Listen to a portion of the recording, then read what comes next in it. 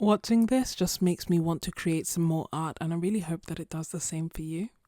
Hey, welcome. In this video, I'm going to be sharing some of the new art supplies that I got, as well as my process for creating a mixed media landscape. If you haven't seen it already, I'll leave the videos linked for you, but I recently bought and got quite a few new art supplies, including the Szmal gouache, the Szmal pass, as well as the new Roman Szmal watercolor palette, and a new addition, which I'm sharing in this video, is the Etchr new watercolor block. I did get some other goodies that I will share during the video, so keep an eye out for that. I'll leave everything linked down below in the description for you, and if you use the code Sketches10, then you can get 10% off Etchr art supplies too.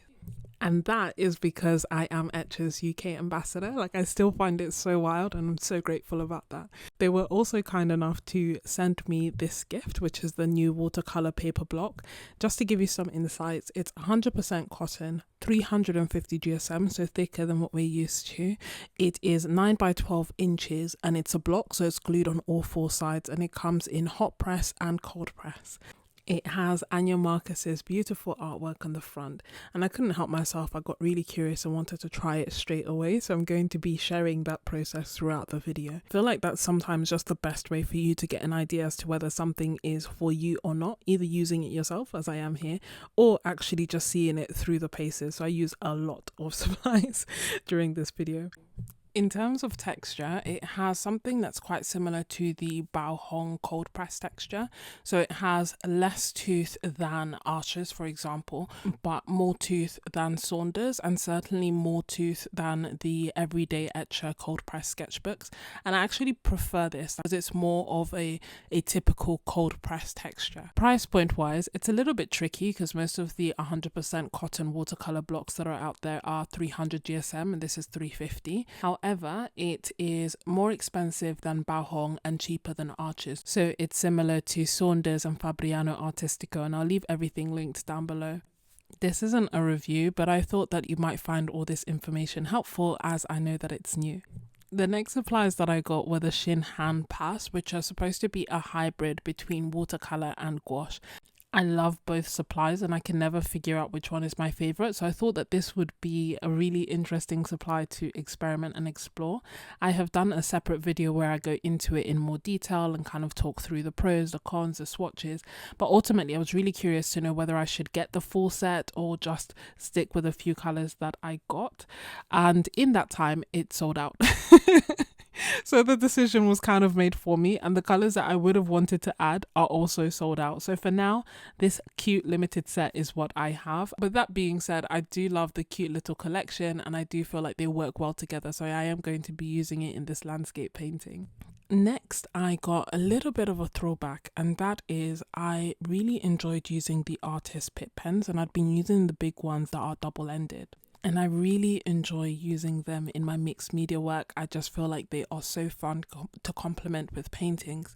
That being said, there were two tiny inconveniences. The first one being that really and truly, I primarily used and loved the brush tip as opposed to the fine liner end. And the second was just that they are chunky. So when it comes to taking them out, if I want to take quite a few, it was a little bit tricky. And I was trying to take them with me quite a lot because I just really enjoy the way they work. I find that when I put them down initially, if I want to try and reactivate it with water really quickly, I can. So they do have that versatility. But once they dry, then you can't reactivate them, which means that you can layer on top of them really easily. And so I was very pleased to find a solution to this issue that I was having, and that is the thinner single-ended brush nib that are still artist Pitt pens. They still contain the India ink, so they are vibrant. They can be reactivated immediately once put down, or not at all once they dry. And I just decided to get a few select colors to just experiment, play around with them, and see if I love them as much as I love the big thick ones. At the moment, in honesty, I do.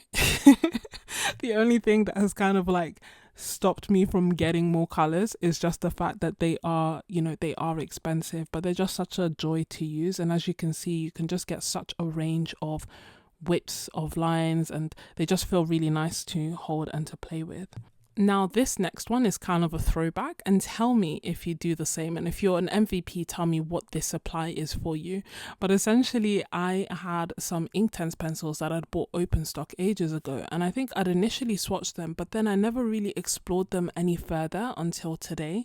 And I honestly don't know why, but yeah, the reason that I kind of used them was I was trying to find pencils that could layer over my painting well, and these ones just layered beautifully, and I'm like, why haven't I been using them all this time?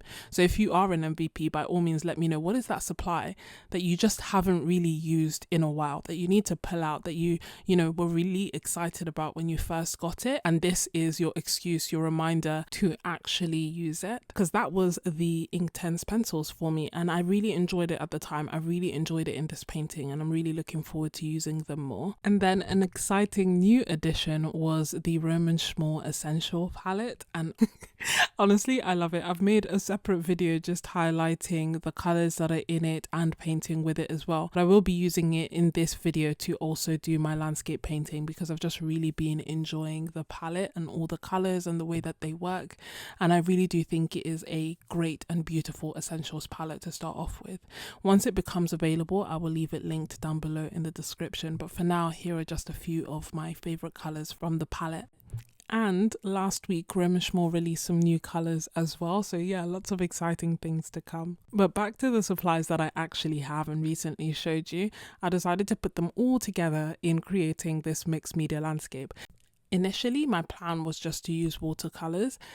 I have this weird habit, it's almost like the more excited I am to use something, the longer I want to wait to use it, and once I use it for the first time, I'm then a lot better at actually using the set.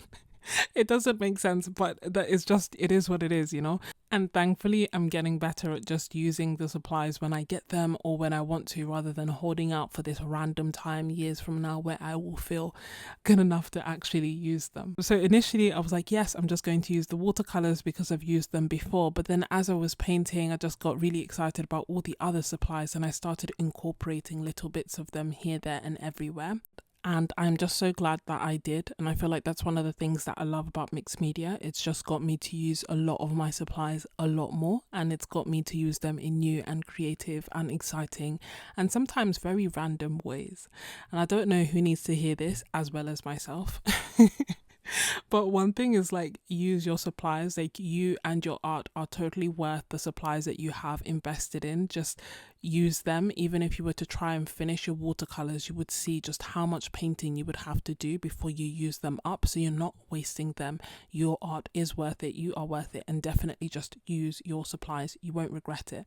The second thing that I kind of thought of is, like, the best supplies for you are the ones that you're actually going to use. And I know that it's around Black Friday, I know that there are hauls, I know that there are sales, but I think it's just so important and so easy to forget sometimes.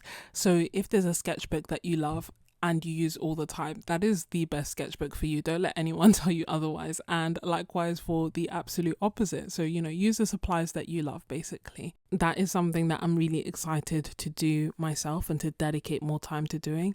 I will always have a soft spot for experimenting and discovering new supplies, definitely, but also there are just so many supplies that I'm so enjoying, and I just really want to give them more time and more attention. As the leaves change color, I dive into you. When summer's fading, there's nothing to do but bask in the glory of the winter sun. Maybe this is the season of love. As the leaves change color, I dive into you. When summer's fading, there's nothing to do but bask in the glory of the winter sun. Maybe this is the season of love. As the leaves change color, I dive into you. When summer's fading, there's nothing to do but bask in